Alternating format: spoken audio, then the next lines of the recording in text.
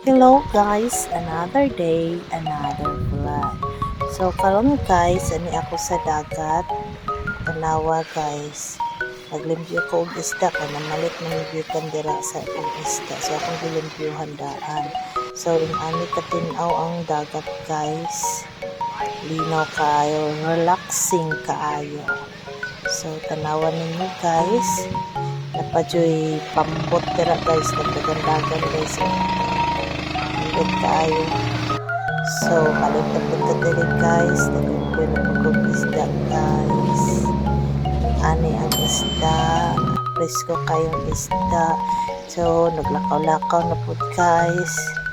Na puti ilang balas diring dapita guys. Murag simi burakay dyan yung dapita diri guys.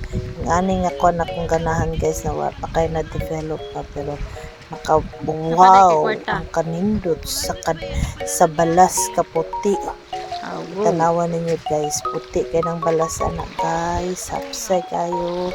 So nang limpyo lang gyapon og isda guys.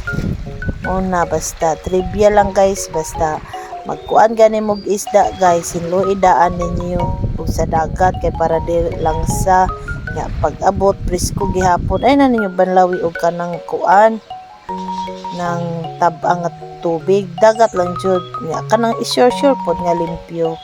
So ana guys, so kuan lang gyapon guys, limpyo lang gyapon tora ko guys. So tora na nya mao na ni siya guys.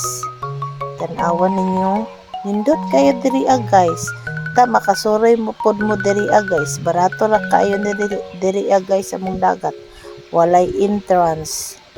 Cottage sila yung bayrayan niya. Ani naka gwapo ka, wow ang palibot ni imong adtuan. So tanawa kana mo nay anak sa tag-iya dira sa beach guys. Friendly kay ni nga bata pod guys, buutan kaayo nang hatag siya candy sa akong pag-umangko. Butan kay na siya guys.